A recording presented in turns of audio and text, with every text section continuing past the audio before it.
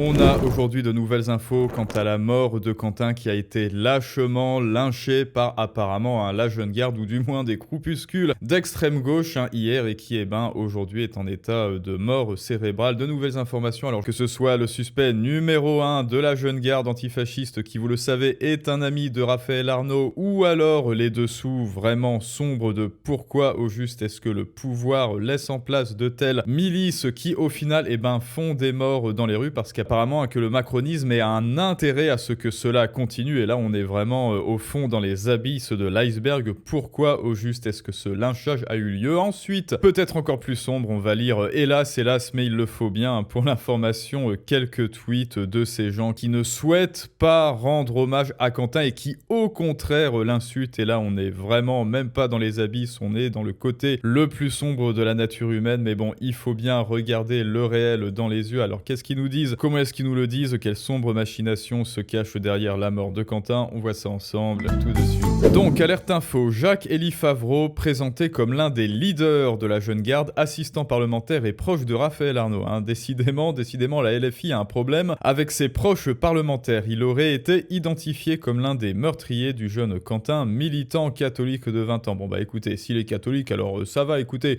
s'il avait été musulman, il y aurait eu une marche blanche, un truc comme ça, très certainement, venu protéger le collectif Némésis. Et donc, apparemment, ce serait le suspect numéro 1. Ensuite, là, écoutez, on entre directement dans le vif du sujet. Un certain criminologue dévoile le poteau rose concernant la jeune garde et les Black Blocs. Le régime de Macron est un régime néolibéral. Et donc, quelque part, ces milices d'extrême gauche sont utiles au pouvoir. Écoutons-le. Cette extrême gauche, la même qui applaudit Rima Hassan, on l'a vu donc hier à Sciences Po, cette même jeune garde, on s'y intéressera dans un instant, Xavier Hofer. Je me souviens des propos de Gérald Darmanin qui parlait de Black Bourges. Sociologiquement, qui sont ces individus qui se cachent derrière leur cagoule, qui s'habillent tout de noir pour ensuite aller taper à 40 des filles et à les mettre à terre. À 30. Sociologiquement, c'est qui? On a qui derrière? Alors, taper des filles et lyncher Quentin, donc prouve tout à fait M. Darmanin quand il s'agit des intentions, mais en ce qui s'agit des actes, quand même, on est nettement plus limité, quoi. C'est-à-dire que systématiquement, depuis que M. Macron est au pouvoir, les gens qui gouvernent avec lui regardent de l'autre côté quand l'extrême gauche commet ses exactions. Ça, systématiquement. Pourquoi ? Parce que... Alors, pourquoi, à votre avis, pourquoi est-ce que Macron, alors déjà quand vous regardez ses tweets, c'est du grand n'importe quoi, le mec est sur une autre planète, il est complètement à côté de la plaque. Alors oui, effectivement, il y avait un militaire, alors non pas un militaire, un policier qui était mort près là de la tombe parce qu'il y avait un terroriste musulman, etc. Peut-être qu'on va en reparler aussi d'ailleurs, mais il n'a jamais, pas un seul moment, parlé de Quentin, que ce soit hier ou alors aujourd'hui, peut-être, il faudrait que j'aille regarder, mais le mec est complètement à côté de la plaque, il s'en fout, et donc oui, quand il dit qu'il regarde ailleurs, que le macronisme et le pouvoir regardent ailleurs, c'est encore un euphémisme. Alors pourquoi est-ce qu'ils ont un intérêt à faire ça ? Le régime de M. Macron est un régime néolibéral, et les néolibéraux n'ont qu'un seul ennemi, c'est la droite nationale.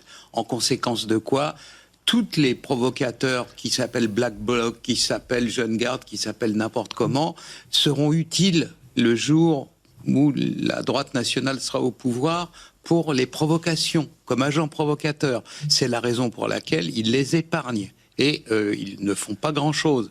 Je peux témoigner d'une chose, c'est que la direction du renseignement de la préfecture de police de Paris connaît un par un tous les gens qui sont dans les Black Blocs. En plus de ça, ce sont des individus douteux.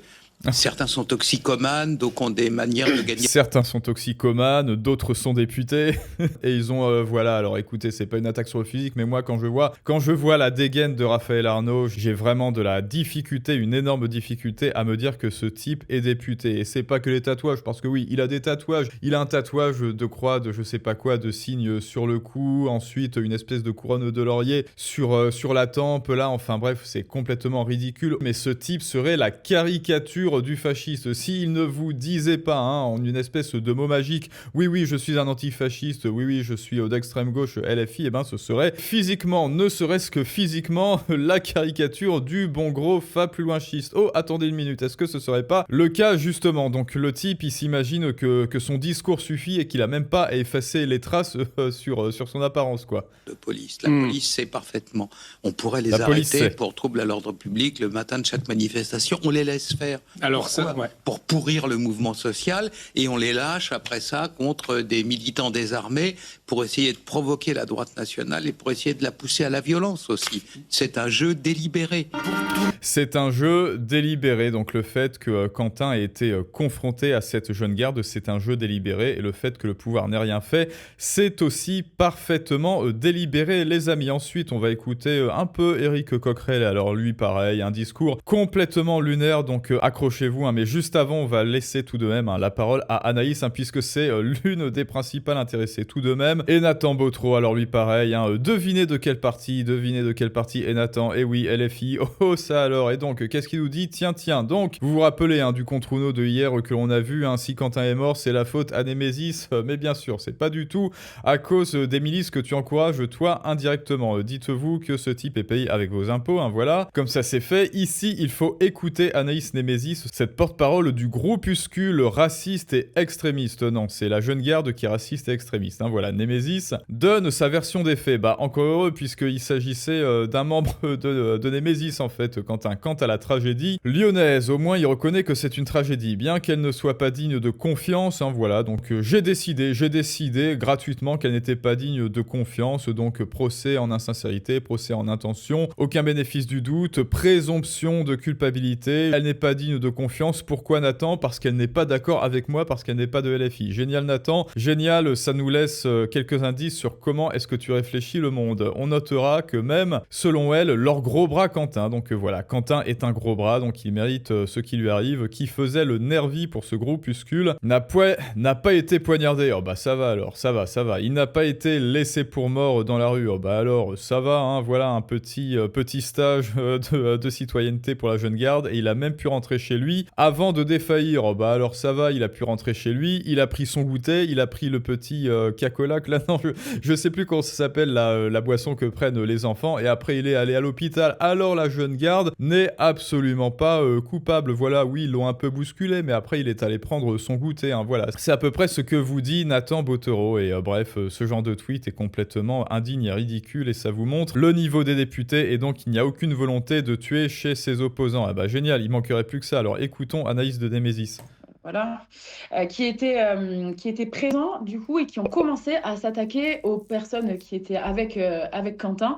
Donc très rapidement, Quentin a reçu une balayette, il s'est écrasé le crâne contre le sol, puis il a été lynché à coups de pied. En fait, ce qui s'est passé, c'est qu'en rentrant chez lui, il a perdu connaissance. Donc il était accompagné d'un ami, il a perdu connaissance, il a été rapidement pris en charge et il était inconscient à 19h40. Et depuis, comme vous l'avez rappelé, il est en état de mort cérébrale. Donc il y a quasiment pas d'espoir. Des messes ont été prononcées. Ce week-end, ça va être le cas. Et il faut tout simplement prier, apporter notre soutien à la famille, à ses proches, et faire en sorte qu'on n'oublie pas et qu'on emploie les bons termes aussi. Oui, parce que c'est un traumatisme crânien. En fait, Nathan lui dit non, il n'y a eu aucune volonté de tuer. C'est-à-dire qu'ils se sont mis à 10 contre 1, ils lui ont fait une balayette, et ensuite le crâne s'est retrouvé heurté par par un pavé, par le trottoir, ou que sais-je. Nous avons tout mis en place, nous la jeune garde, pour que ça arrive, pour que ce lynchage soit en règle. Et évidemment, il y avait ce risque-là, mais nous sommes innocents malgré tout. Oui, nous sommes innocents. La preuve, Quentin est rentré chez lui. Bref, n'importe quoi, Nathan. Et alors maintenant, juste avant de regarder, alors je sais pas au final, parce que ce truc me dégoûte tellement que je sais pas finalement si on va regarder, ce genre de truc là, GTA Vibes, un compte complètement con qui dit pauvre Quentin mort pour ses idées racistes inadmissibles, avec bien sûr toujours le même qui montre que non, il est totalement souriant. Bref, là pareil, comment est-ce que les gens peuvent se comporter comme ça? Eh bien quelque part, cela vous montre la nature animale du clivage politique où il n'y a plus d'humanisme ou d'humanité qui tiennent. Vous ne reconnaissez plus l'autre devant vous, là, en face de vous en tant qu'opposant politique ou idéologique, mais vous le considérez en tant qu'animal ou en tant que monstre, en tant que diable, en tant que Satan. Bah, c'est à peu près le langage qu'utilise LFI. Hein. Rappelez-vous, il ne vous tue pas parce que vous êtes néonousi. Non, il vous traite de néonousi, alors ensuite ils peuvent vous tuer. Mais qui fait ça à part un animal? Qui fait ça à part un petit chinchilla cardiaque qui voit un prédateur ou alors un concurrent dans la meute et qui se dit en fait son cerveau ne fait qu'un tour, hein, il reste au niveau 1. Hein. Vous savez, il y a 2 niveaux de la pensée selon Kahneman. Le niveau 1 qui est l'émotionnel, le passionné, etc. où vous ne réfléchissez pas. Et ensuite le niveau 2, mais là, une fois de plus, malgré eux, la LFI vous montre qu'ils sont restés au niveau 1, c'est-à-dire au niveau animal, voire bestial et reptilien. Ensuite, allez, même si ça fait beaucoup, on écoute le coquin Coquerel, hein, n'est-ce pas? Bonjour Éric Coquerel. Bonjour. Et merci d'être avec nous. Vous êtes l'invité de la matinale ce matin, président LFI de la Commission des finances de l'Assemblée. Ce jeune de 23 ans. En plus, dites-vous que ces gens sont préparés. Oh, merde, on est dans la sauce, qu'est-ce qu'on va faire? Évidemment que c'est de notre faute, évidemment que les gens nous en veulent, évidemment qu'ils ne sont pas dupes. Comment est-ce qu'on va essayer de les enfumer à la télé, voilà, avec le temps d'antenne qui m'est dû? En état de mort cérébrale. Qui m'est alloué. Parce qu'il aurait été agressé par des extrémistes. Alors là, vous voyez, elle parle au conditionnel. Non, il a été agressé. Voilà. De la gauche, un collectif de gauche. Il serait proche de... Oui, la jeune garde. Du LFI, du député LFI Raphaël Arnaud. Qu'est-ce que vous savez de cette affaire, hein? Parce que la jeune garde, donc ces jeunes de ce collectif d'extrême gauche, a été cofondée... Bon, là, on voit déjà, il y a une petite sueur sur sa tempe. Hein. Par le député LFI Raphaël Arnaud. Vous avez des informations là-dessus? Oui, la jeune garde, ça a été confondé par... mais sur qui... Alors, des témoins auraient reconnu des agresseurs. Écoutez, moi je vais vous dire une chose. La première chose, c'est que j'ai compris que c'était manifestement un militant de l'extrême droite identitaire. Moi, j'espère surtout puisque je crois comprendre qu'il est entre la vie et la mort, ça va, entre guillemets, tomber du bon côté. Voilà. Nous avons ce meeting de Rima Hassan. C'est-à-dire, ça va tomber du bon côté, j'ai pas compris. Nous avions des militants pour le protéger, qui n'ont été impliqués en rien dans tout ce qui s'est passé. Et il faut comprendre pourquoi il y a des militants qui ont besoin aujourd'hui de protéger nos réunions publiques.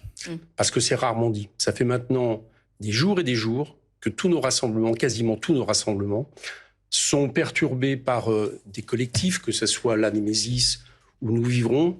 Attends, là, tu parles de perturbation, et donc là, la jeune garde, comment est-ce que ça a perturbé Enfin bref, que des contre nous, et donc quoi Némésis serait venu, hein, parce que là, effectivement, conditionnel, je sais pas si c'est leurs intentions, serait venu perturber leur petit goûter avec des gâteaux, et donc c'est bien fait pour Quentin, c'est ça? Que nous prévenons les préfets de police que rien n'est fait.